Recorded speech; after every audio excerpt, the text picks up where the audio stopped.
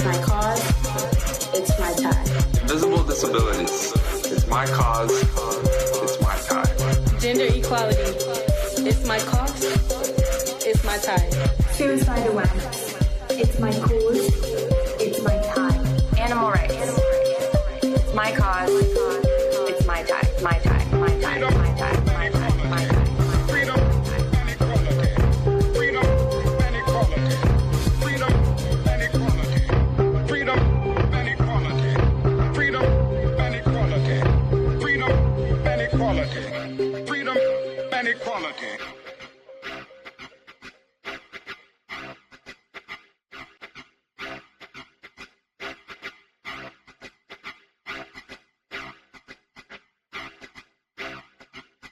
Human trafficking. It's my cause. It's my time. Gun violence. It's my cause. It's my time. Invisible disabilities. It's my cause. It's my time. Gender equality. It's my cause. It's my time. Suicide awareness.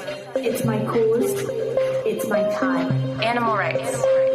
It's my cause. It's my time. I don't know. Music is it's an expressive outlet, right? And it's a way to kind of like certain emotions and things you're dealing with, you can let it out, let it out, let it out, let it out, let it out. To remind America of the fierce urgency of now. This is no time to engage in the luxury of cooling off or to take the tranquilizing drug of gradualism.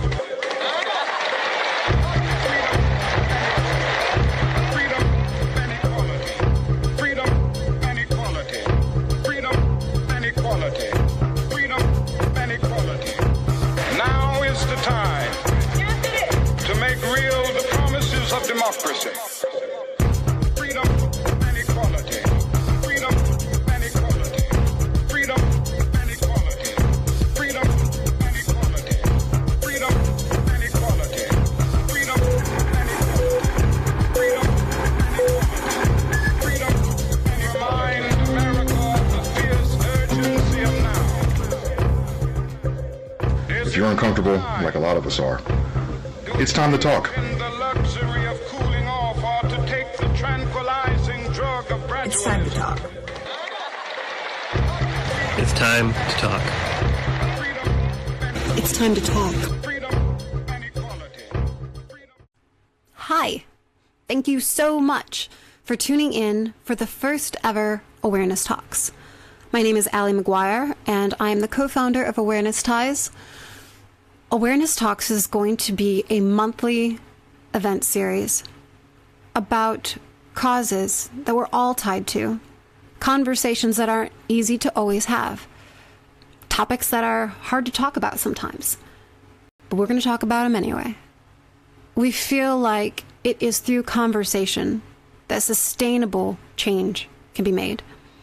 That conversation begins tonight, but before we get to the conversation, one of race, we are going to set the tone. We are going to set that tone with some poetry, with some statements and some stories, but first with a song. This exclusive performance by Callie Bevier. We reached out to Callie. We said, hey, is there a song that you might share that really speaks to this world, what's going on right now, with the conversation we're about to have? This is a song that spoke to her. She shares it with us here.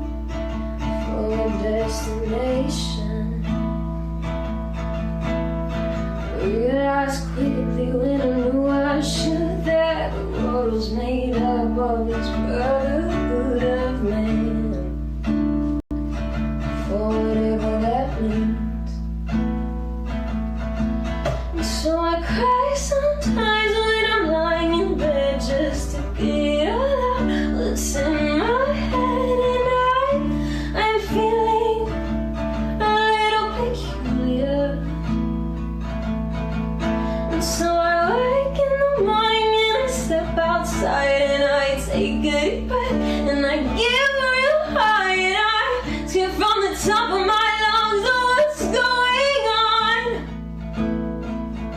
And I said, hey, yeah, hey, yeah. I said, hey, what's going on? Ooh.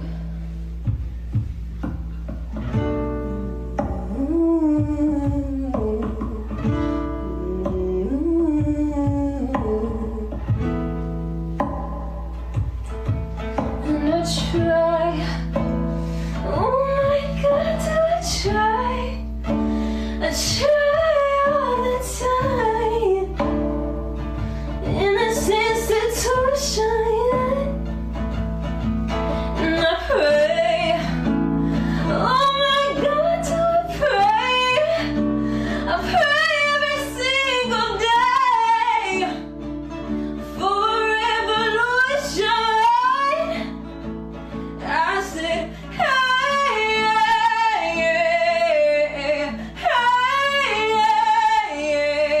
I said, hey, what's going on? And I said, hey,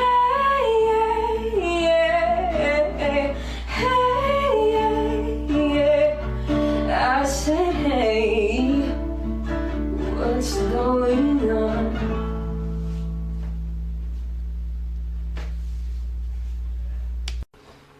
Love her. Callie Bevier, ladies and gentlemen, love her voice, love that song. Please do take a look at Callie and her work. Follow her on Instagram and listen to her music on Spotify. Visit her website. We are so honored to have Callie as one of our official ambassadors of Awareness Ties. I love how that song just resonated so much, how it just fit with everything that we're feeling and dealing with right now, where we ask, what is going on? I don't know anymore. Speaking of which, there is another young woman who couldn't really figure out what was going on. Aubrey Danielle. So next, an original poem by Aubrey Danielle. Something that she wrote and recorded just after George Floyd. I'll let her and her words speak for herself.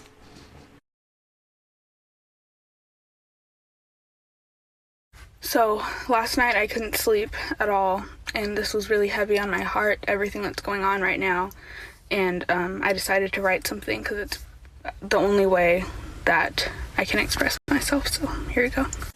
I can't breathe, he said. I can't breathe, he said. He traded a rope for a knee and hung all of my hope from a tree that America might be for me.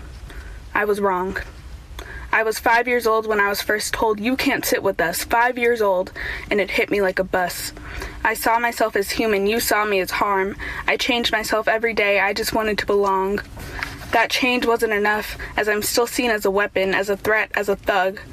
But wait, aren't you the original thieves? You stole my land from my people many years ago, and although my body was not there, in my heart it still shows. You see my blackness as a crime and my hair as a distraction, yet you steal it once again, but on you it's just fashion. So where does the story end? Because it only seems to be beginning.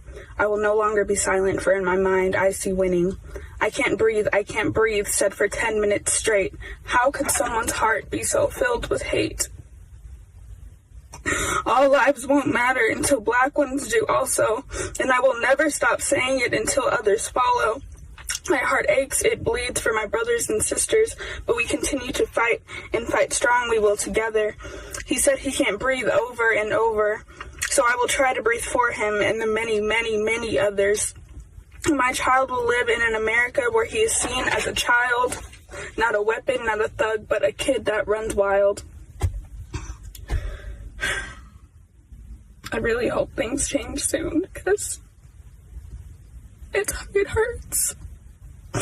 It's hard. It's harder than you think.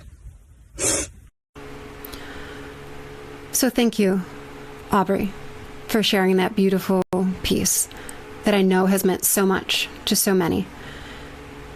Words can be very powerful, and so can actions. This next piece that we're going to share is one of those.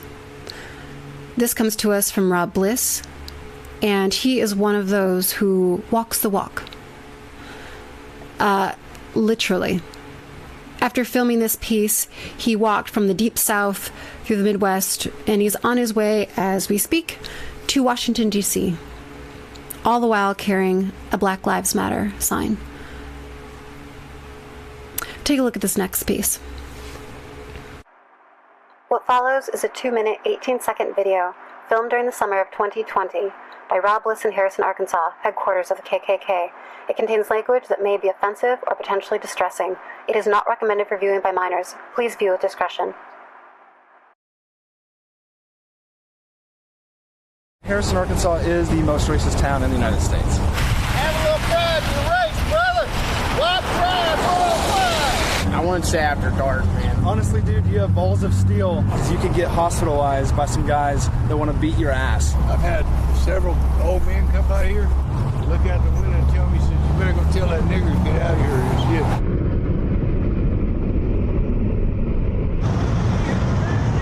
About 10 minutes, I'm going to be back. You better be fucking gone. Okay, come back. One down the white line. We matter too.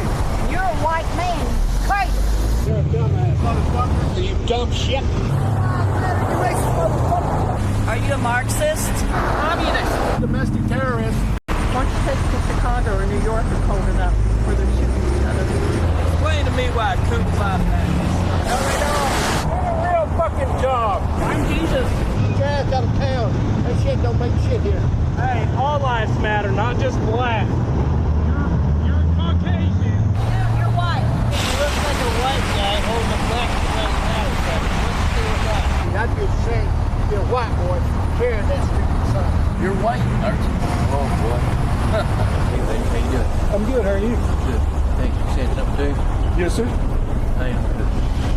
Because I'm tired of seeing this right here is the biggest hoax there ever was. It's just the next thing to ask. It is. Yeah, black lives do matter, but what about ours, man? Apparently black people's lives matter more than us. Apparently. Yo, the Irish had... The nigger's gonna kill you. Black lives don't matter. Hey, Mike. How's your day going? Walmart, they put out this statement. I would ask you to leave. Exactly what I'm saying is exactly what they would ask me to do.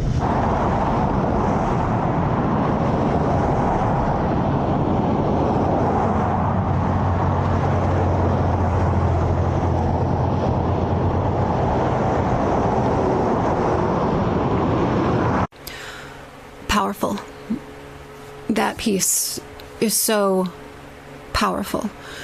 Thank you so much to Rob Bliss for filming that, for walking that walk. It's so powerful. That piece is so powerful. Hi, I'm Jack McGuire, co-founder of Awareness Ties. Every time I see that piece by Rob, I am blown away. The emotion I feel, the things I thought of the America I knew, that's not the America I want to live in. That's not the America I thought I grew up in. Mm-hmm. Words are powerful.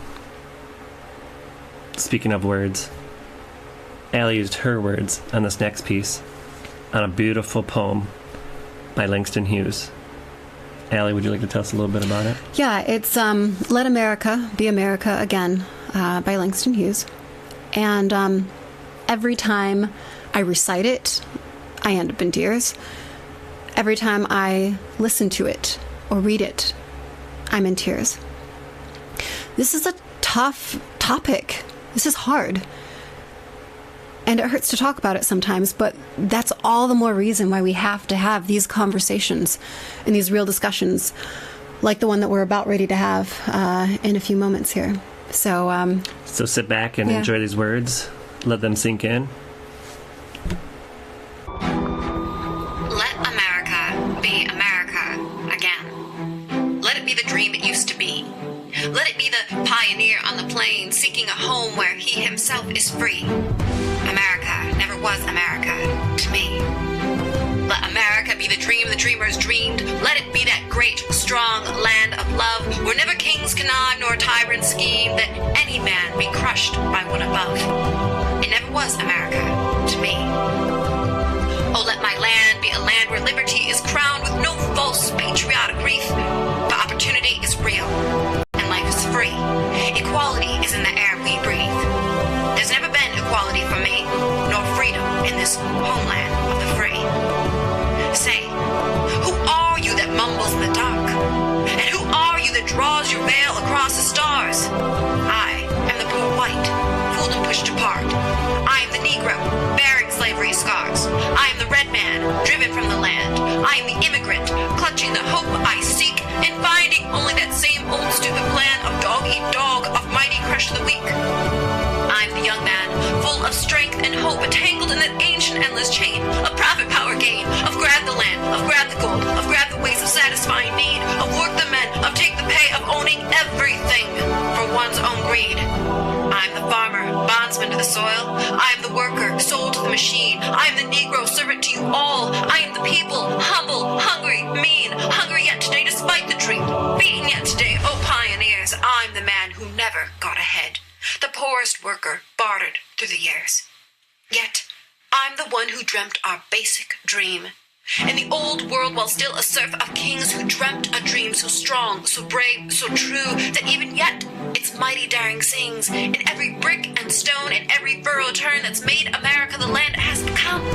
Oh, I'm the man who sailed those early seas in search of what I meant to be my home. For I'm the one who left dark Ireland's shore, and Poland's plain, and England's grassy lea, and torn from black Africa's strand I came, to build a homeland of the free. The free? Who said the free? Not me. Surely not me. The millions on relief today, the millions shut down when we strike, the millions who have nothing for our pay, for all the dreams we've dreamed and all the songs we've sung and all the hopes we've held and all the flags we've hung, the millions who have nothing for our pay, except the dream that's almost dead today. Oh, let America be America again. The land that never has been yet, and yet must be. The land where every man is free. The land that's mine, the poor man's, Indians, Negroes, me, who made America.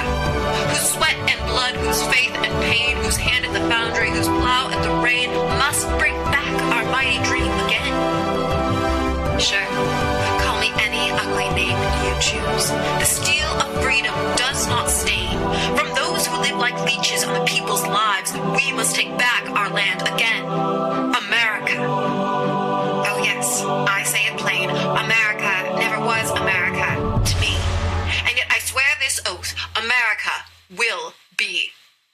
Out of the rack and ruin of our gangster death, the rape and rot of graft and stealth and lies, we, the people, must redeem the land, the mines, the plants, the rivers, the mountain, and the endless plain. All the stretch of these great green states, and make America again. I have a dream that one day this nation will rise up, live out the true meaning of its creed. We hold these truths to be self-evident, that all men are created equal. I have a dream. That was such a powerful piece. Thank you, Allie. Mm-hmm. Your tenacity and your drive and everything that pulls you to that poem is amazing. Thank you. It's fascinating and quite sad that is so relevant today as it was then. Just as a quick story of my past, I grew up in Flint, Michigan. I saw racism firsthand on both sides. In learning about racism and race in schools, I always dreamt and thought and imagined that I'd be like Lincoln, that I would stand up for everyone. And that's true today, as it is then. That we need Lincolns today. We need to stand up, even more so today, more than the past. Mm-hmm. And it's time to talk. It's time to talk for sure. I mean, so you grew up in a school that was predominantly black. I grew up in a school that was predominantly white. Didn't realize I was different until the 3rd grade. You talk about learning about history, and you envisioned yourself being a Lincoln. When I think about history and what I learned, that was actually the first time I realized I was different, is because we were learning about slavery in the 3rd grade. And a boy sitting next to me asked me to clean up his desk.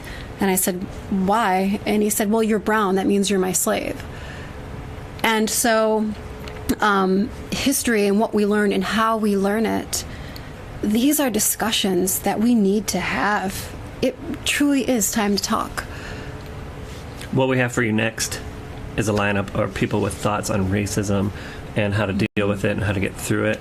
And yeah. Go ahead, Ellie. And they agree with us. It is time to talk. When you ask somebody what is racism, they might say the discrimination of somebody because of the color of their skin. However, it is so much deeper than that. It is hundreds and hundreds of years of violence and undeserved hatred towards my people. Racism is built into every single system that white people benefit from today. With the recent police murders of George Floyd, Elijah McClain, Breonna Taylor, and so many others who have still not received justice, America is tired. Black people are tired. This conversation might be difficult, but if you think it's a difficult conversation, imagine how difficult it is for a black person living in an America that doesn't care about us on a daily basis. It's time to talk. Part of my mission as a mental health ambassador is to change the narrative around mental health and wellness. Racism is a mental illness. It's time to talk. None of us are free until we are all free, standing together in equity. It's time to talk. Just like Dr. King, I have a dream about racism and equality. One day, everyone will judge one another by their personality, not the color of their skin. It's time to talk. The lines between races must be erased. Let's not be divided by silence, but united in discussion. It's time to talk. I try to keep reminding myself that seeking equality and justice for Black lives is a marathon, and we need to consistently and actively condition ourselves for that marathon. It's time to talk. If you can't explain it to a 5-year-old, you don't understand it.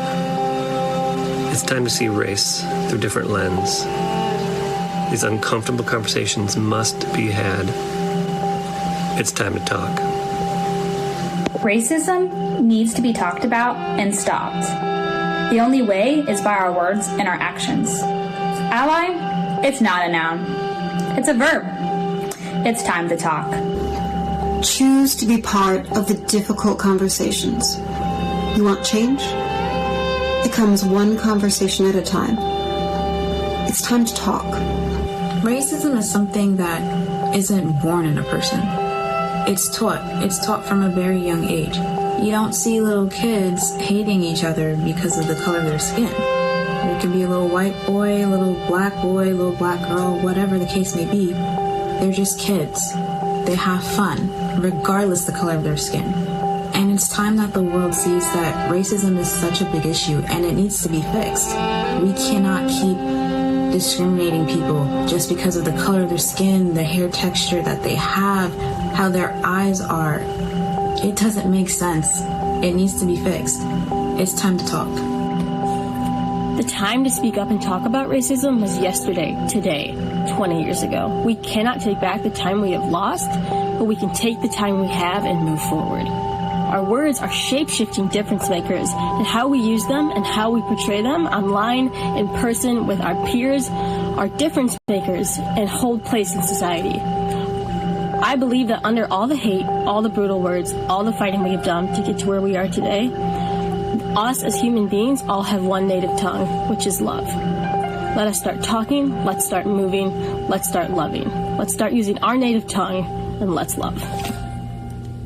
Thank you. Each and every one of those voices are powerful and must be heard. Mm-hmm. While they say opinions can't be wrong, an opinion with the wrong action can be.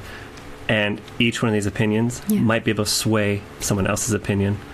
And this is where these talks need to go. Where these talks are only an hour long, this is just the beginning. Let's continue this dialogue on social media. We invite each and every one of you to follow us, engage. Right, because it is awareness where it all starts, right? And then it is action from there. So we begin with the awareness, then we move to action, and we create the change that we want to see. Thank you so much for tuning in and joining us. It's getting closer and closer to that time to talk. Stay tuned, and it is time to talk.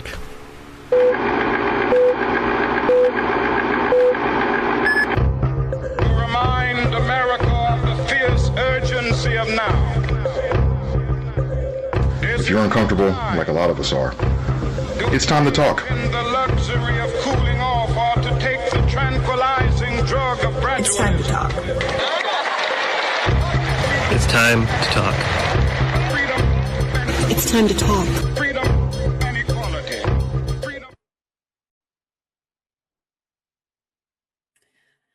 Hello. We are Jack and Allié. We are the founders of Awareness Ties and your co-hosts for this evening's Awareness Talk. Thank you for joining us. Awareness Talks was born out of an issue of our magazine, Aware Now. And here it is. It was published this summer, and it is the America edition. In this edition, which was released following the tragic death of George Floyd, it was dedicated to civil rights legend John Lewis, who had also just passed away. It was on the topic of race. It's an issue that we cannot continue to ignore or assume that it will fix itself. So, we're glad that you could join us this evening. Our goal tonight is to lift the issues from these pages in this magazine and to create instead a raw, real, unfiltered, uncomfortable conversation. This is where action begins, and action is how we create change. So we'd like to begin by thanking our sponsors for tonight's issue, which is our publication partner, and Connect TV, our production partner. We'd also like to introduce Up to Us Sports, which is an organization that we recently began working with. And what they do is they create sustainable social change through sports, through coaching specifically. So one community, one coach at a time. They're doing some really incredible things all across the country. So more details on that to come. But for right now, what we'd really like to do is begin with some introductions. So to the fabulous people that you see before you. So our moderator, Lisa Bowman, is the Chief Mojo Officer for Marketing Mojo and former CMO of United Way. She is also an official advisor for Awareness Ties. Welcome, Lisa. Yes. Thank you. Welcome, Lisa. We have 3 panelists with us this evening, and each of them is an official ambassador for Awareness Ties. So let's start with AJ Andrews. You've seen AJ on ESPN and CBS in the outfield and at bat as a professional softball player for Athletes Unlimited. And you've also seen her perhaps in the ESPN Body Edition. You've also heard her as the host of a fabulous podcast, Hard-Headed. AJ Andrews is also our Awareness Ties official ambassador for breast cancer awareness, and the only member of the Awareness Ties family to have a Rawlings Gold Glove. Amazing. So welcome. Welcome, AJ. Thank you for having me. We have next Dr. Della Tagapour. She is a medical journalist seen and heard on ABC News and GMA. She is a surgically trained preventative medicine doctor, UMBC, Harvard, Howard, and Hopkins alumni. Della is our Awareness Ties official ambassador for heart disease awareness.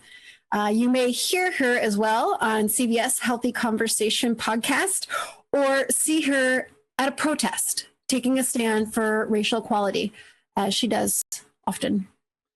Welcome, Della. You walk the walk and talk the talk. Yes. Hi. Thank you for having me on. Pleasure to have you. So now we have Thavius Beck.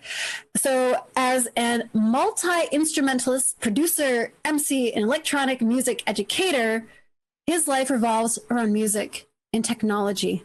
He's collaborated with Saul Williams, Nine Inch Nails, the Mars Volta, and Skylar Grey, to name a few. Most recently, he's also collaborated with Awareness Ties as our official ambassador for music and the arts. Thavius. Welcome, Thavius, rockstar. Thank you for having me. I appreciate being here, and I appreciate all the work that you guys are doing. So thank you. Thank you. At this point in time, Lisa, we turn things over to you. Thanks, Allie. Thanks, Jack. Thank you for giving me the honor of moderating this tonight. It is an absolute pleasure to be here. Stella, AJ, Thavius, thank you all for leaning in and doing this and all of the support that you give to Awareness Ties. I know we've got an hour to talk. That hour is going to go by very, very quickly. So I want to jump right into it. And, the first question I'd like to ask is, when the first time each of you was subjected to racism, either personally or you witnessed something happening to somebody else, and if you observed it happening, how did you react to it? Did you address the victim? What did you say? Did you address the person that made the racist comments or performed the racist action? What did you say to them? What did you do about it? I know for me, very first time that happened, I was much, much younger. I was working at a cosmetics counter. Our makeup artist was a person of color, and two white women came in. They had scheduled makeovers and refused to let her do their makeup because their skin and her skin were different, even though she was extremely qualified. And I was much younger, had to navigate that conversation and really explain to them that this was the most qualified person and skin was skin, regardless of what color it was. Nevertheless, they wouldn't let her do the makeover and they left. And it was a very uncomfortable situation for my coworker. So I'd love to hear about your experiences with that. AJ, can you start us off? Sure. I feel like there are circumstances dating back when I was very, very young in which maybe I didn't realize at the time that it was racially charged. But, thinking back now to those circumstances, you kind of understand more of what was actually going on in that time. I think the first time where I really, truly felt enraged and really understood exactly what was taking place in front of me based off of what was being said, I couldn't have been more than 13 years old playing on a travel ball softball team that I was on. And myself and one of the young girls on the team, we just did not get along. That one of the young girls happened to be the coach's daughter. And in one of the scenarios at practice, we're kind of just going back and forth, just saying things that 13-year-olds do. And the coach, which happened to be her father, he interjected and just said, "What are you trying to do? Do you think you're some kind of thug?" And for me, I was extremely taken aback. I had absolutely no idea how to even process what was being said. But I remember it's interesting when I think about it because I don't remember even thinking about what was being said or what was taking place. I just remember feeling immediately enraged and just sad. And I did not finish that practice. I gathered my things. I got in the car. My mom was sitting outside waiting for me. And I told her what took place and we left. And that was my last day on that softball team. And, I think that while there's times I can think even prior to that where I feel like I've ran into circumstances where that was probably racially charged, or I feel like that was a microaggression. Now thinking back on it, I think the first time in which I really internalized what was taking place and how it is that this coach viewed me, a 13-year-old girl, having a little tit for tat with someone else as a thug. And it was solely, I was the only Black athlete on that team. It was solely based off of the color of my skin. His daughter was not considered that, just me, right? And I think that at that point in time was my first experience, at least personally, where I felt as if this is something that is really real. This is something that doesn't matter what I'm doing, whether I feel like I'm in my safe place on a softball field, I can be subjected to. And I just remember being extremely hurt and having to realize that this was maybe one of the first times that I felt hurt, but it surely was not going to be the last. And clearly stuck with you because you have such a vivid memory of that exact moment when that happened so many years ago. Thank you for sharing that. Stella, let's move to you next. Yeah, unfortunately, it like pains me to listen to AJ's story because mine happened probably around middle school as well. And, you know, it was not as subtle, I guess, for me because it was just blatant sand, N-word, camel jockey, terrorist, just whatever labels that sort of were tossed in my direction that were obviously like a product of ignorance and misunderstanding and just really blatant stereotypes.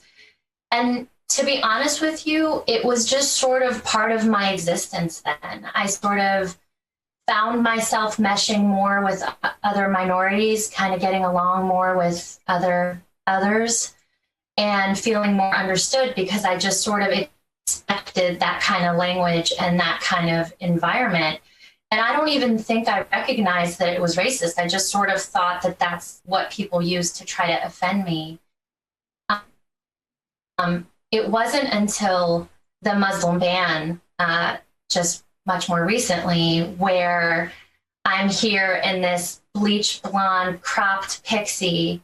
I had on a baseball cap, you know, a white t-shirt, ripped jeans, and I was in the grocery store. And here I am in my full sort of naive ignorance. I had just finished training at Howard University and HBCU in Washington, D.C., you know, dedicated a couple of years of research in my life to disadvantaged populations and trying to overcome health disparities. I just think that I'm untouchable now with people thinking that I should be boxed in any of those categories anymore. And I was in line at the grocery store and a woman turned around and told me that I should go back to my own country. Unprompted, I wasn't even speaking. And I think the reason that one affected me more than even when I was with as a child is because everyone looked and they looked at me and they looked at her and they looked back at me and no one said anything. And I'm a pretty outspoken person and I can advocate the hell out of other people, but I wasn't able to do it for myself in that moment. And I kind of teared up and I put my stuff down and I left the grocery store. You didn't address her, you didn't say anything because you had internalized it so much and it took you aback that she would actually attack you in that manner. Yeah, I'm not Muslim, but of course Iran was grouped in with sort of that do not fly list. And I actually couldn't go back and fly to Iran to see my dying grandmother. And so I was already like heightened feelings during that time period. And hearing her say that to me was just kind of the blow that was just a little too low for me to really say anything back to. I'm sorry, tough thing to endure. And, you know, again, we're going to hear these stories this evening that are in some way hard to hear and are going to make people angry because this is stuff that shouldn't be happening. Davius, what's your story? Yeah, I mean, it's you know, not, I guess, entirely different. You know, everyone kind of has their own sort of version of this, unfortunately. I think the first real memory that I have that I actually can remember that was clearly like racist directed towards me was, I don't know if I was like eight or nine, maybe 8. I was living in Minneapolis at the time. And I just remember I went to this elementary school called Willard, which is part of the science and math technology magnet, which isn't really relevant. But the point is that the school had this big, huge like park in this field. And it was just huge grass and like hills and whatnot. And the buildings were pretty like far away. So you could just walk through this big, massive grass area. And I was walking home because I would live like a block or two away. It was the middle of the day. And I just remember out of nowhere, the police had just pulled up on the grass. And this is like after school. No one was really in the park because this was maybe a couple hours after school. I think I went to go play with my cousins and went to the store and was walking back home. And the police had drove up on the grass and were just like driving really slow alongside me as I'm walking on the grass home. This 8-year-old, you know, at the time I was kind of like a chubby black nerdy looking kid or whatever. And it was just weird. And they just followed me and they were just looking at me. And I don't remember like vividly in detail what the actual exchange was, but there was some sort of exchange which made it really clear that like they thought I was up to no good. And it's like, man, I'm like 8 years old walking home from elementary school, you know, like what could I possibly be doing right now? And it was just weird. It wasn't the kind of thing where I looked at it and was like, oh man, that's so racist. It was just like, that sucks. Like, that sucks that I just had to deal with that. And it just didn't feel good. But the reality is that, you know, I think a lot of people, and I'm generalizing and saying this, but I would imagine, you know, probably AJ and Della to some degree maybe can relate to this or not. A lot of people of color in the States will grow up with parents who have dealt with so much racism and been subjected to so much stuff that as a kid, you're raised to understand that that's a thing and to recognize it and to look out for it and just to understand you're going to be subject to it. And because of that, have a thicker skin, right? So I know there's more things that I experienced before that were more subtle that I just thought were normal, because that's just how I was kind of like raised to look at the world, you know. You weren't really supposed to trust people that didn't really look like you because historically this is blah, blah, blah, blah, blah, right? So as an 8-year-old, I'm not thinking about that, but that in that one moment, it kind of crystallized it, you know? So that's one thing. One other thing, a totally flip side to it that I've experienced a lot since then, which is really unfortunate, but this whole idea of like, you know, it's surprising that I'm articulate. It's surprising that I can like speak well, right? And it's one of those things where it's like, you know, the fact that like it's not an outright blatant, like disrespectful, you know, you're dirty, you're this, you're that, you're no good, whatever, like you shouldn't be offended by it. But there's always this thing where it's like people are surprised when I open my mouth and I speak and I don't sound like I don't know what I'm talking about, or don't sound completely ignorant, or don't sound like whatever their impression of what my face should look like should sound like, you know. So it's been like one of those two things throughout my entire life, really. You know, like thankfully I'm not stopped by the police all the time, thankfully, right? But that's not the first time that's happened. That happened to me a few more times as a, you know, before I turned 16. I don't know. It's just it's interesting. Like racism is just it's this prevalent thing, right? That like it's kind of hard to pinpoint when did you first experience it. But that was the first thing that really popped to mind as I thought about it. Yeah, it was unfortunate. So 2 things that I took away from that. One was that at 8 years old, right, had the police come up and harass you. And I think given what we've seen in the last several months, right, I keep reading about Black parents having the talk with their Black sons. So that was sort of your experience with that situation, and the police coming in, hassling you at 8 years old, thinking you're up to no good. And then your second comment about people seeing you and hearing you and their perception. So it's a great segue into the next question, but I got to tell you this in all honesty, and I know Jack and Allié have said this. If I close my eyes and I don't look at you, and I know you've heard this before, right? Jack, Allié, who do we hear in our head? Obama, for sure. Sounds so much like him. But I think that, you know, that whole idea of people hear you, they don't see you, and then see a person of color, and oh my gosh, I'm surprised you're so articulate, you're this, you're that, leads right into a great conversation that I think we should have about stereotypes and biases sort of driving racism, right? So everybody has had a racist interaction here. But those racist interactions are often driven by people's perceptions. And like for me, right, Jewish and white. So people are like, oh, you're really good with money and you probably can't dance. One of those is true. One of them is not. Anyone want to take a guess at which one is and which one isn't? No. You can dance. You can dance for sure. Oh, yeah. Look at that shirt. All right, let's get off the hook. But Allié, I'd love for you to start this and share with us. You told me a story once that really kind of shook me about when you were younger and you had a swim date at the lake with a girlfriend. So I'd love you to start it, and then we'll just kind of do round robin with, what are the biases or perceptions that you've heard about yourself based on race, similar to what Fabius just said, right? I'm glad for us not be able to speak. So Allié wants to kick it off. Yeah, for sure. Well, just to preface that with the fact that I grew up in an all-white community. I am biracial. However, everyone in the white community looked at me, Black girl. And so that is what I was. I didn't realize I was different. I didn't realize the color of my skin until the 3rd grade, when a boy next to me told me to go clean up his desk. And I'm like, why do you want me to clean up your desk? You're brown. That means you're my slave. that was the first time I realized I was different. It's the first time I went into the girls' bathroom and I looked in the mirror and I'm like, what? And I just started sobbing because I didn't realize I was different. I didn't see it, even though it was right in front of my face every day. So that's sort of, the landscape there. To your point, to what you had referenced, in high school, mind you, I was going to go swimming with one of my girlfriends after school. And I said, hey, so I'm going to go to the lake. We're going to go swimming. Oh, really? And I said, yeah, why? I didn't realize Black people could swim. So that was a big, not anything. They weren't trying to be aggressive. They weren't trying to be, it's just one of those things that people don't know what they don't know. I wasn't upset with that person. I wasn't angry at her. I wasn't mad at her. I was just a little bit confused and floored. We imagine that racism doesn't exist if we don't experience it. So that was that bias that I experienced.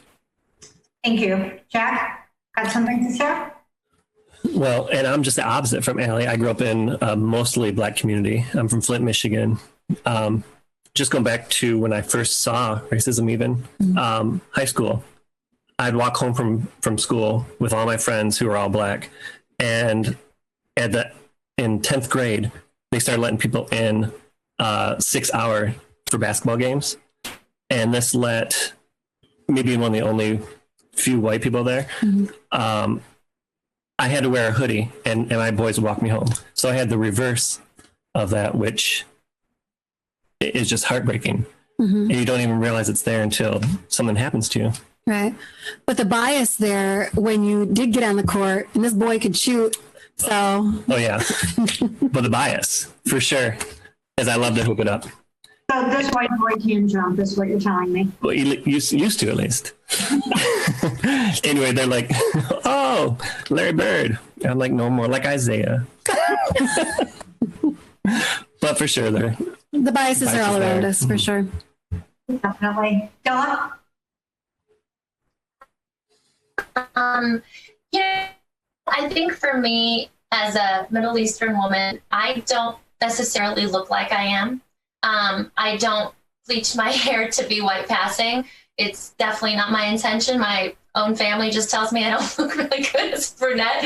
But, I don't fit any of the norms. My hair is chopped and I'm tatted and pierced, and it doesn't necessarily go along with sort of the expectations or the stereotypes of our region. And when I sort of tell people in the north of Iran, we have blonde, blue-eyed people, and in the south, we're kissing Africa, and we have folks in my family and other people there who are Black, who are mixed, who we have a lot of diversity in Iran, but just the majority of us in the middle kind of look the same. And so a lot of the stereotypes are sort of that I break it or I don't fit into it properly. And then as someone who emigrated here and learned how to speak English in the US and kind of went through the true immigrant struggle and culturally was brought up very traditionally in a lot of senses. But then I get biased from the other side that I'm not quite an immigrant enough. I don't have an accent. I don't have the struggle. I've been trolled about that. It's sort of kind of a weird space for me because I guess for Iranians, if I don't have a hookah in my hand and if I'm, not doing things I'm supposed to do there, then I don't make sense. And then, so it's weird. I kind of get a weird bias from both sides. Mm-hmm. Thank you. Tough space to be in too, right? Because especially probably as a child, it's kind of like, where do I fit? And so I'm sure that's probably tough. Fabius? I mean, there's been numerous biases that I've dealt with just from the whole idea of like, all right, a Black man should be able to play basketball and should be able to dance and you should be able to, whatever, right? Like, and I don't play basketball. I've never played basketball. I played football for a little bit just because I was bigger than everybody in school.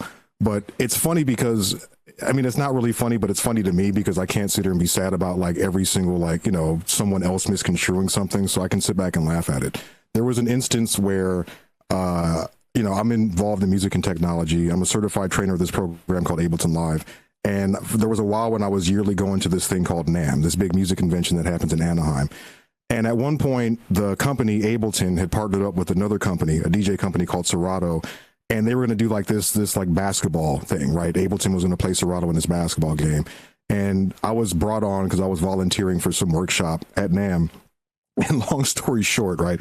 This is in LA. I lived in LA for 20 years, big, huge Kobe Bryant fan, love the Lakers. I don't play basketball, right? They didn't know this though. So they assumed that me being the only black person involved in this whole sporting event was the best basketball player. And they got these like custom made jerseys and they gave me number 8 for Kobe, right? And they really thought I was just going to ball. They thought I was going to like just save the Ableton team. And I did score the first 2 points and then I subbed myself out because back then I was smoking cigarettes and I was in just bad shape. So. But it's just one of those things where it's like, you know, people are so quick to run with these biases without ever like even asking if it's true. You know what I mean? It's a thing where it's like, they don't assume that you're going to be offended because of course you can play basketball. Like it would be offensive for me to even assume that you can't because all black people play basketball, right? Don't you? I saw some black people down the street playing basketball. Clearly you can do that, right? So it's just one of those things where it's like, you know, to Della's point, and in the age, I'm sure you have a similar kind of experience. I'm sure a lot of people do, where it's like, if you don't fit into the grand scheme of what people expect, whether it's people outside of your collective, you know, peoples or people inside of that community, you know, it's weird. And when you have to kind of toe this fine line because you're not quite like other enough and you're not quite included enough, it creates a really, really weird space, you know, and I'd imagine like that's probably a common thread here on this panel because, yeah, I don't know, the idea of even being, you know, quote unquote successful is frowned upon in some ways, because if you do that and it seems like you're like not as whatever, right? Not as hood or as down or as like entrenched in whatever is preventing everyone else from being successful or whatever that is. It's like, you know, it's almost like you have to feel guilty for that in some way, you know? And to me, that's kind of the biggest bias ultimately, is like having to deal with people thinking that like, you know, because you talk or act a certain way that you're not like down for the cause, that you don't represent, you're not like, you know, that you're a sellout, that you're too white, that you're too this, that you don't embrace whatever. So that's a bias that I get once people actually like sit down and open up to me, but don't really know me, right? If there's a superficial relationship that has no like depth to it, and I'm speaking to somebody and I'm like breaking down something or talking about some outline, then they may not realize that like, yeah, I grew up I spent a lot of time in South Central LA, sleeping on the couch, eating donut balls, making beats, smoking blunts, like, you know, in the hood, like working with people, not because I chose to, that was just the circumstances I ended up with. And I guess that gives me validity, right? But like, you shouldn't have to like struggle to have certain people not apply that bias to you, right? To like, so that's a weird thing for me when you talk about bias. There's like superficial biases that I could talk about, like the basketball thing. That's like a funny, haha, whatever. But there's been a lot of times when the flip side of it is like, I walk into a room and it's like, oh, okay, you're playing some white boy music, or you sound like blah, blah, blah, blah, blah, or you're not hood enough, or you're not down enough. And it's really unfortunate because little do a lot of people know, like I've probably been through a lot more black type whatever, you know, if it's going to be phrased like that, then they'd be willing to give credit for it. But I shouldn't have to wave some flag to meet somebody's bias right before it hits me. So that was kind of a long-winded answer, but I feel it's complete. So that bias comes from a lack of knowledge. You know, that's why people have those biases. Like in Allie's case, oh, I didn't know black people swam. Why? Because you've never seen a black person in a pool or a lake, so you assume that they don't swim. I think it's just really, quite frankly, ignorance in many cases. So AJ, let's wrap this up with you. Yeah, I completely agree. I think it all is based solely on ignorance. I mean, maybe just due to the fact that I am someone that I would never just say something that I feel is just overtly offensive to someone because I think it's a joke based off of a stereotype that I've heard. And so for people to feel so free to be able to do those with, you know, people of color, Black individuals, it just, to me, it just seems like it's ingrained and it's rooted a lot deeper than just surface level of this is just a joke, right? This is a stereotype. All Black people like watermelon. All Black people like fried chicken. And, you know, first of all, my thing is like, who doesn't like watermelon, right? Who doesn't like fried chicken? Like, well, you're just trying to like stop this at one individual is really interesting. But for me personally, it comes down to, again, being articulate, being well-spoken. A lot of people seem to be surprised when they hear me speak.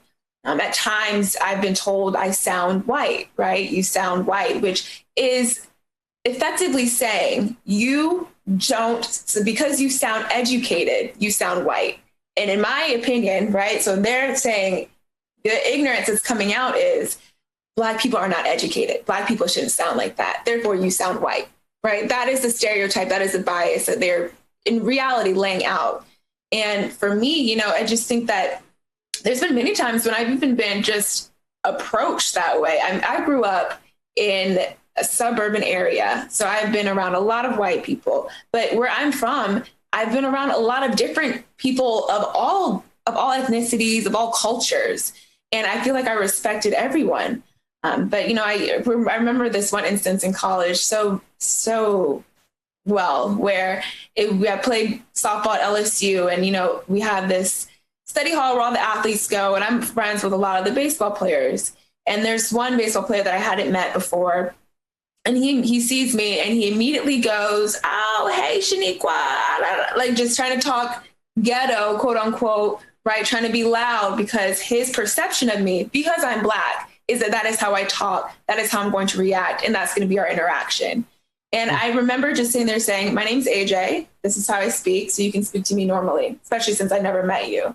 Right. I mean, I was immediately understood what was taking place, the microaggression that he was laying out on the table. And, I think that those are the biases that you see often, right? Where if you speak well, and in my opinion, it's like if you can speak full sentence, some individuals think that you're speaking white, right? Or if you don't have a certain tone to your voice, or if you are just not someone that's extremely loud or quote unquote ghetto to what they expect you to sound like, that's definitely what you hear, or what I've heard a lot in my life. And I just think that this can go even deeper into systematic racism, but I feel as if where I've been told often, "Oh, AJ, you're pretty for a Black girl. Oh, you're pretty for a Black girl." Right. And not just pretty. And what's so interesting about that is that it wasn't until probably my senior year in high school, or maybe even freshman year of college, where a friend of mine, I think he had heard someone say that to me, and he's like, "Does that piss you off when people ask you that?" And I just heard it so much in my life that I had never really sat back and thought like, "Oh, wow, yeah, you're right. That is actually an insult. That's not a compliment to say that I'm pretty for a Black girl, instead of just saying that I'm just a pretty girl." And, to have to sit and think about how indoctrined it is that dark skin is just not beautiful, smart, educated, articulate, right? All these things that these stigmas are attached to having a darker pigment in your skin color. Is what and all of us obviously have had to face with stereotypes and biases our entire life. And it's solely due to our ignorance. I agree. And kudos to you for standing up and saying, "Hey, my name is AJ. This is how I speak." And this It's quite funny because I was just like, "No, sir, I know what you're doing." I don't know. That respect, because that was just back. So I love that. And one of the things that you just teed up that I heard you mention was systemic racism. And that's something that's being talked about so much these days. I feel like we have these little flashpoints that happen, right? Every time there's an issue with a Black person being killed as a result of a police interaction, right? It flares up, but then it goes back down. And I think that this summer, we really hit that flashpoint with George Floyd.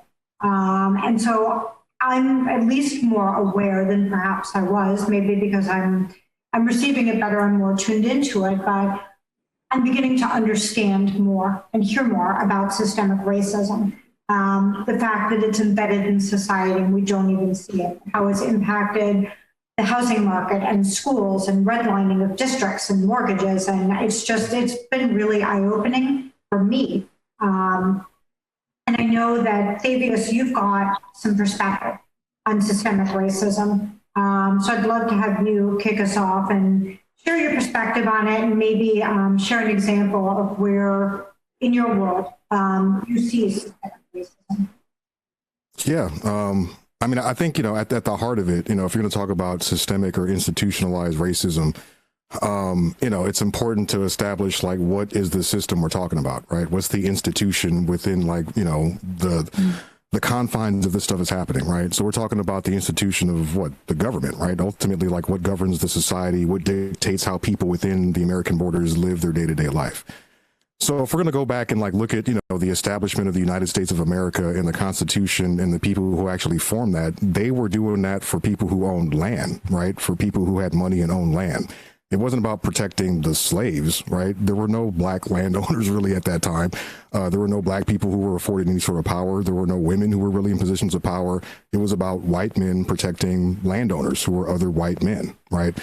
So from there, everything that's happened from that point forward to try to give rights to people who are not white men has been about trying to break the system, right? Do things to, like, improve the system for those who aren't benefiting from those who weren't considered when the system was first, created and set up. So it seems crazy for me to anyone to think that institutionalized racism doesn't exist. Like, how could you possibly even argue that? Like, the country was founded by people who came and stole the land from people who were already here. And at the time that the document was written, they were in the process of trying to further complete the genocide of the Native Americans who were already on the land, right? With messed up treaties that got broken repeatedly. And those people who were talking about life, liberty, and the pursuit of happiness were slave owners.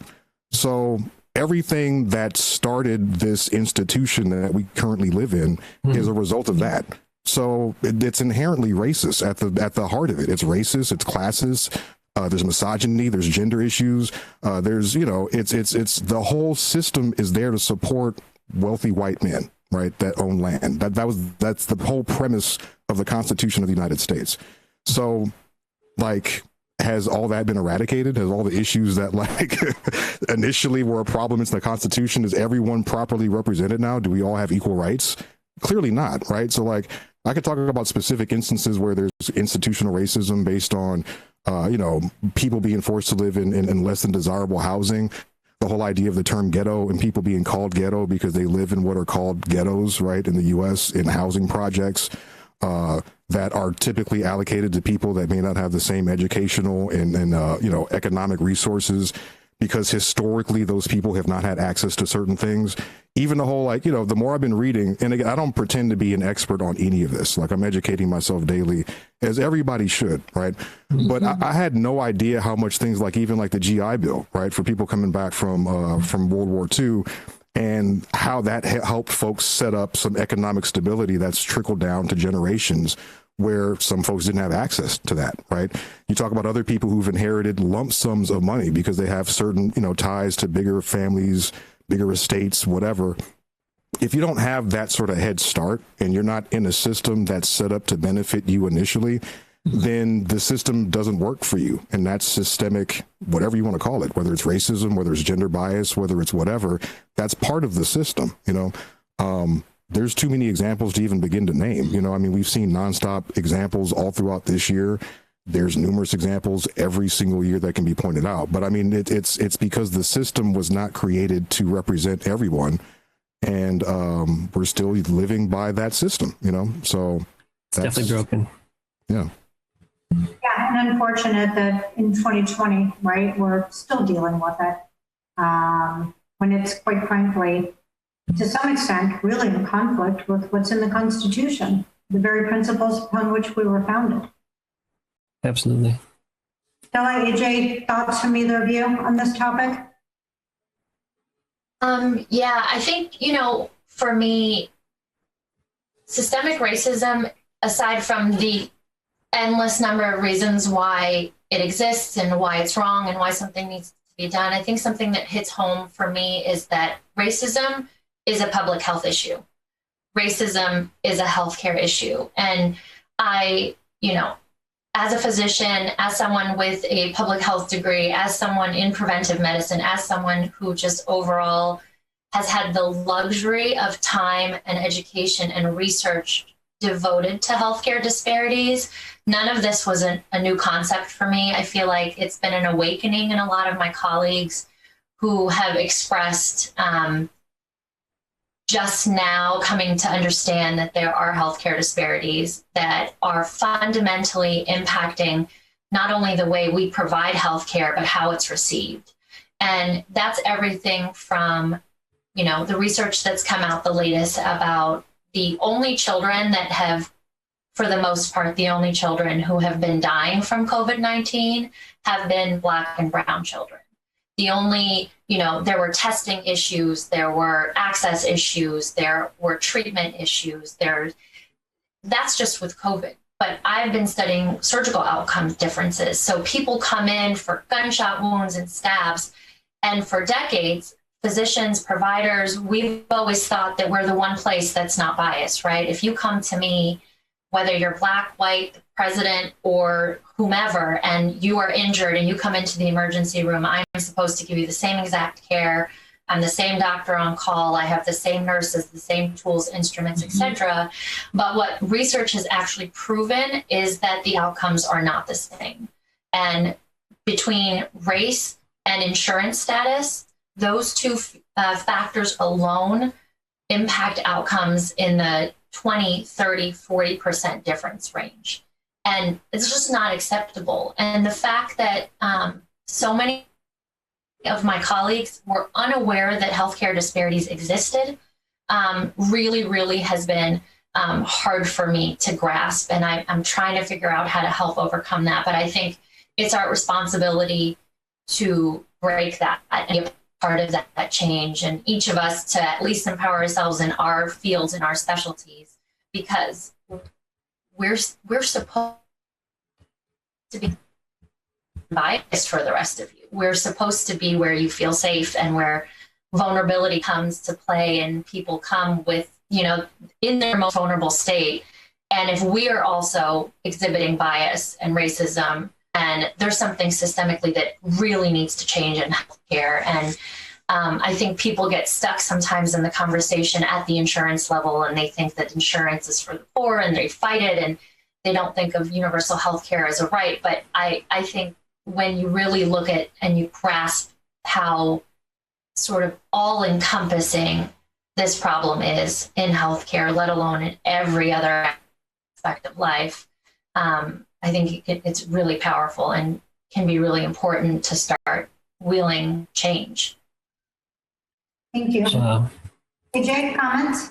Yeah, I think that this, I think Thavius and Della touched on really extremely important points. And I think it just goes and is rooted a lot deeper than what I think people even realize. A lot of this goes back to slavery, right? Where you have women that you can tell me, I don't know the actual percentage, but Black women die at extremely higher rates than any other ethnicity giving birth or just in the hospital, right? And when you talk about George Floyd and how this is being the catalyst, right? Where you see a lot of these protests, and yet you still see people trying to make excuses as to why it is that there's something he had to have done. And I feel as if a lot of this dates back to where in slavery, where Black Americans, Black people were deemed inferior, less than even human, right? We were not susceptible to pain. We felt pain differently. Our heads were big. All these different factors of us that made us seem as if we were less than even dogs, right? That is something that is still a part of this system that has risen up into the healthcare, that's risen up into just everyday life and everyday society. And that is where these stereotypes initially come from. And then you have even just where you have systemic racism, where you have people discriminating against the color of your skin. And a lot of that, again, I remember one segment, I think it was MSNBC did it, and it was on YouTube, where they had, it's old, but they have these young kids, different races, and they're asked to pick the pretty doll and the ugly doll, right? And every single one of them chose the Black doll as the ugly doll. Even the young Black children picked this Black doll as what was the ugly doll, right? That is how deep this is put in, that even Black people see themselves as threats at times. Even Black people don't see themselves as beautiful or don't see themselves as worthy, because it is something that has been put in place since the beginning of time to make us not just Black people feel that way, and of course, white people believe it, right? And make everyone afraid of dark skin, where there should be no fear at all. But these are all things I've been put in place on purpose, right? To enable and to make sure that people of color stay inferior, stay below. And I mean, I think one of the most recent examples could even be Serena Williams, where she had to ask for a service. She could have died from that blood clot after giving birth because the nurse was not showing her the adequate care that was necessary and was not believing the pain that she was in. And if she had not asked for a certain, so I don't know what she asked for, but she had not asked for it herself, I don't know if Serena Williams would even be alive today. And these are just blatant examples of how it is that regardless of what's taking place, if your skin is darker due to the fact that these systems have been put, right, systematic systems have been put in place for a purpose a really long time ago. And it's more than just making money. It is truly to make not just white people hate Black people, but make Black people hate Black people. If you can keep that, you can keep them low, you can keep them down, and truly make them feel that they are inferior, just as some white people in America view them as well. And I think to that point, too, that really goes to oppression. But if you can take a segment of society and make them start to doubt themselves and not feel like they're worth it, are they going to push back on that, or are they just going to be resigned to that? And to me, that's sort of that systemic oppression of trying to keep people down. To some extent, if you can get it that deeply ingrained into that segment, where, you know, they're doing the same thing. To your example, even Black girls picking the black doll. Then you start to really create a psyche that starts to believe that as well. Jack, Allie, I'd like to toss the ball to you guys on a little bit of a different topic. I'd like to talk a little bit about cultural appropriation. And I'm going to kick it off with, you know, there's a very famous family, the Kardashians, that are almost all of them are in interracial relationships and have biracial children. You guys are an interracial couple. You've got a blended family and biracial children.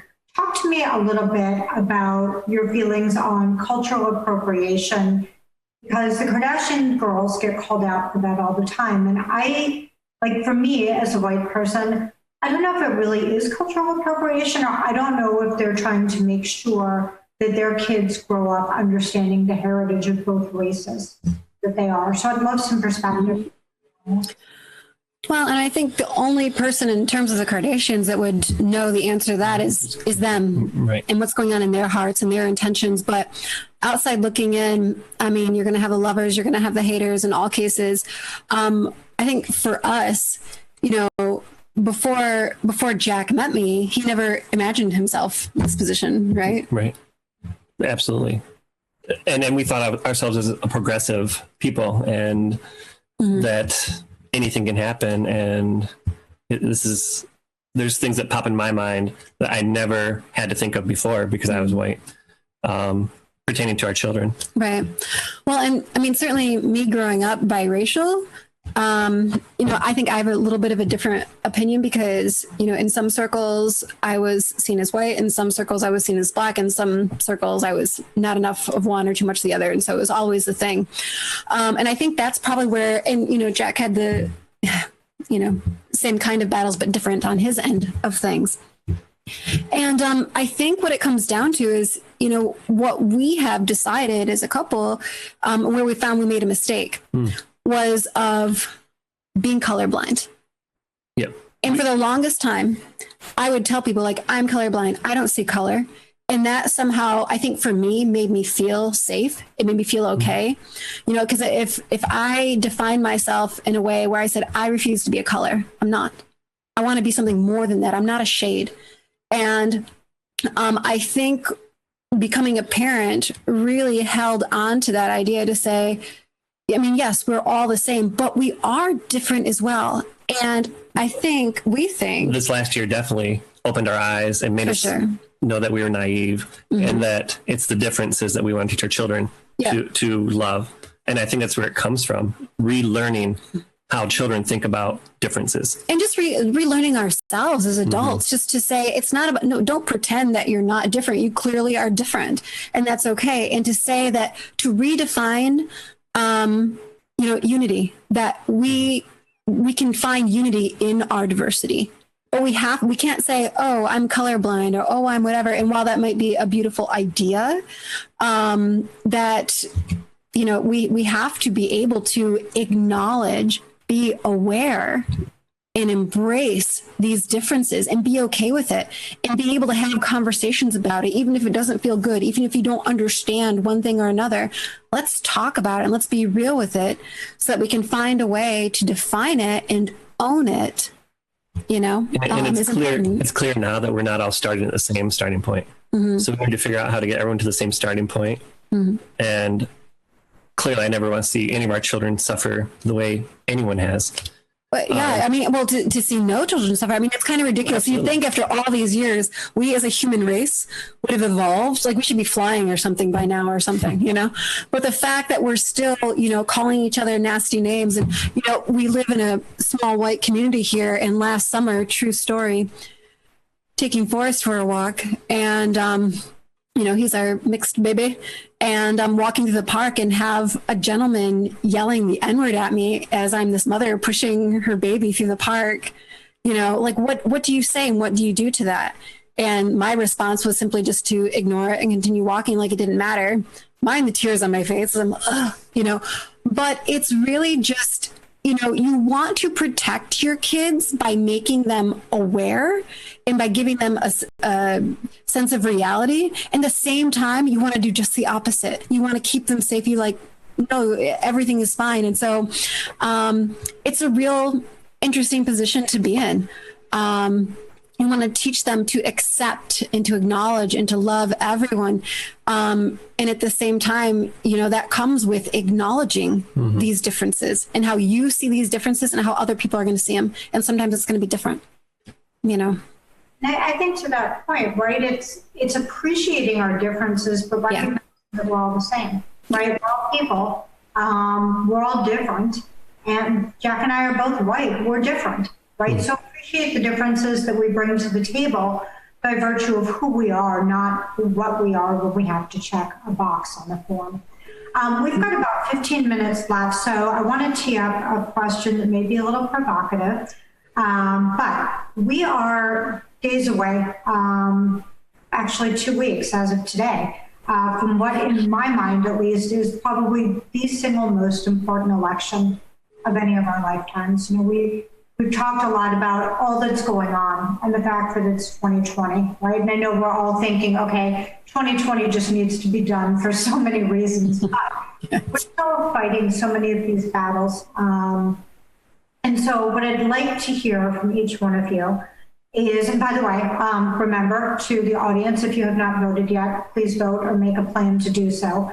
But what I'd love to hear from each of you is that if you had a chance to sit down with our next president, assuming that it's somebody that has an open mind and is willing to listen, and I'll check my views at the door on that, but if you could sit down with the next president and ask them to take a singular definitive action to address racism in this country, what would that be?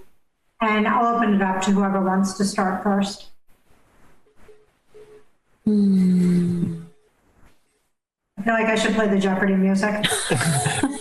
AJ's ready. I think that what I would honestly ask, you know, maybe I'm just a little more bold, but I would ask that not only do they denounce racism, but they call them terrorist groups, they bring them to the fore, and they all begin being prosecuted as such for every terror act that they've ever committed, whether it was present or past. I think what needs to happen in order for things to make a shift and people to understand that it is not okay, and that obviously this is taught, right? These things are taught, but it continues to be inflamed and accepted and seemed like it is okay through jargon and through different conversations and just through what the current president spews out. And I believe that in order for those things to be retracted and for things to kind of get to a place where we can truly see a movement forward, and it's not Black versus white, but it's just a moral compass of right versus wrong, you have to announce what is wrong, take action with what is wrong and show that if you do this wrong action, this is what's going to take place. There's no more excuses, no more there's good people on both sides, right? It is completely denouncing it. It is completely condemning it. And it is taking actions to make sure that those things don't happen again. And if they do happen again, they're going to receive the highest punishment that can be received. Therefore, you're going to entice fear. You're going to entice people, whether it is they feel a certain way, they're not going to act on it. And in reality, that's what that's what people are asking for, asking to be treated equal, asking to be treated as human beings, as every single person in this country. And in order for that to take place, those individuals that don't see everyone as a human being have to be exposed and they have to be punished for it. So that was what I would ask. Thank you. Love it. Who wants to go next? Jack, do you want to go next? Go ahead, Della or Fabius. I'll just jump in. I'll just jump in for the sake of filling in the space. To be real, like, I wouldn't ask anything of either president at all, because I don't believe that the president's really in a position to do that change on their own, right? There's like many mechanisms within government that have to make these actual changes happen, right? And I feel like what's probably going to benefit people the most is trying to impact change where they can actually see it and be impacted by it, which is locally, right? And try to impact change amongst your own community, your own sphere of influence, in terms of like if there's local educational stuff that you can do, doing workshops and, you know, painting classes or whatever, trying to like, you know, support local businesses that are run by people that you know that are actually in the community so the money stays there. Trying to pull those resources together to do bigger things within the community and kind of creating an institution that's sort of self-sustaining within the bigger institution, right? Like if people can do that collectively and then those things connect, then you have like this system that is a self-sustaining, self-fulfilling thing run by people who care about the folks who are actually, you know, propping that system up, right? So to me, I always feel like it kind of goes back to that because AJ, I hear you completely what you're saying. My whole big fear is that like the minute you say like, all right, find these groups and prosecute them to the highest extent of the law, well, who determines what group is racist or not, right? What separates Black Lives Matter from the Proud Boys? It's someone's opinion of whether or not this is racist and that's, you know, fighting for whatever, right? Like who gets to make that decision? And if it's whatever, if it's Trump, we already see what that looks like. If it's Biden, it might look different. I don't know. I'm not here to say, I'm not here to sway anybody one way or the other. I just know that once it gets to the point where like you give someone the choice to say that person's bad and that person's good, then that's a really slippery slope. You know what I mean? So like, I don't know. But you feel like it's already taking place though? Absolutely. Absolutely. But that's what I mean though, is that like, you know, to say to someone like, okay, well, yeah, I'm asking you to persecute anyone you think is this particular group of whatever to the highest extent of the law, and you're giving them the power to do that. I don't trust that because I'm super skeptical and I don't know who that person is making that decision. And I don't know what the criteria is for that. And I don't know what day it'll change based on who needs it to be different. You know what I mean? Like there was that time where I forget what the group was, but there was like a, you know, a black militia. I think it was, where was it at, in Georgia somewhere? And all these news stories get conflated in my head because I'm not following like that. But basically there was a group, a black militia group, quote unquote. They were armed with like, you know, semi-automatic rifles or whatnot. And they were there to basically like protect this particular like either protest or something that was happening, completely non-violent, but it was in response to a shooting, or maybe it was those people who were sitting on their yard waving their guns or whatever, right? The point is they were completely peaceful. They were there in peace. They were armed, heavily armed, but they were there in peace. Now, who decides whether or not that's a peaceful organization or if they should be persecuted to the highest extent of the law? You know, like once someone has that power and they can just wield it willy-nilly based on like, okay, these people are mean. You know what I mean? Like, because there's so many, like, I don't know. I just feel like either there's going to be free speech and people learn to not be assholes, or there's no free speech and everyone has to live in fear that they can't say what they really think. That doesn't prevent racism. That just means people are afraid to speak what's on their mind. If anything, what's happening now is people feel more free to express their racist ass views. And now this stuff is out in the open, which, is it more or less racist than it was 20 years ago? I don't really think so. I think people feel more supported in expressing it publicly, you know, because there's someone in office who's clearly like, you know, supporting the ability to speak on that, right? But like, if you're going to have a country that's based on free speech, freedom of expression and whatnot, unfortunately, that's the other aspect of it. You know what I mean? And if you shut that down, then that's another slippery slope, you know? So I don't know. I don't pretend to say I have the answers or not. I just know that, like, if you go in one extreme, those extremes get applied to a lot of different people in a lot of different ways. So, right, but free speech is way different than free action. And to clarify, I would say the groups that have taken action and to call them terror actions, right? So, you know what I mean? It's not necessarily to say these people have guns, these people have guns. Well, which one's the bad side, right? It's more of who. I mean, the Michigan senator who had plots, they had plots to kill her. No one has been arrested for that. Nothing's taking place. It's kind of like, oh, well, it didn't happen, right? And like my point is that shouldn't be okay, right? If those threats are being made, it should be considered terror, and it should be the action should be taken. Yeah, does that make sense? I absolutely agree with that for sure. Yeah.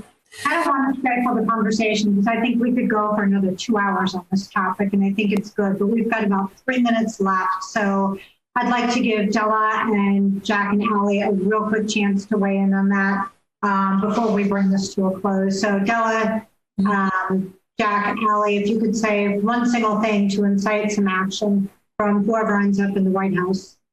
Yeah, I would just really quickly say that I think no matter if it's a matter of what AJ is saying, whether it's to take direct action or what Davis is saying and kind of step back and just allow free speech, I think regardless, there has to be some national reform because we know that there needs to be reform in prisons. We know there needs to be the end of qualified immunity. We know there should be requirement for body cameras, bans on chokeholds, ban on no-knock warrants. There are things that need to be done at a national level that are targeting Black and brown people. And they're just facts. People can agree or disagree, but they're facts because they're numbers, they're published numbers that these are things that can happen on a national level. And it's not directing one person's action one way or another, but it's addressing systemic problems. So that's what I would want. Thank you. And Jack, Allié, you want to bring it home for us real quick? Yeah, I mean, I think at the end of the day, I sort of feel like if we are, as humanity, are depending on legislature and policies to change things, we've kind of already lost. As people, as humans, if we need that external factor to change things, then we've lost our way somewhere. And I don't know what I could ask the president. I might ask every person, if every person in the world would listen to me, is to say, I don't know what I would ask, but it has to be something where the change comes from here. It can't be something that's forced. It has to be something that is, that organically happens here. You can't forcibly change people. It has to be their choice. So this is where we all have work to do. Like, how do we get people? How do you change hearts? How do you change minds? Policies we can change, protocols we can change, and we should. We should. Our job beyond that is how do we change this? And that's why I don't know. Love what you just said, which is that if we have to rely on a governing institution to do that for us as people, we've already lost, right? Because it should come from within here. We should be better than that, and we should all know better. So with that, I think that unfortunately our time is just about over, but thank you all for the conversation. So awesome. Davis, thank you for the conversation. Jack and Allié, thank you for the platform to bring this to the audience and to force the conversation. To the sponsors, to Issue, and to Connect Human Trafficking for producing this and bringing it forward. A huge thank you. And to those that have watched it, I'm hopeful, we're all hopeful that you found value in tonight's conversation.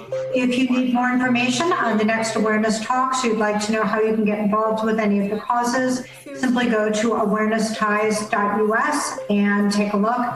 I have to tell you, a little bit biased here, great organization, and one that I am personally, I think we are all, quite frankly, personally very proud to be involved with. So with that, thank you and good night.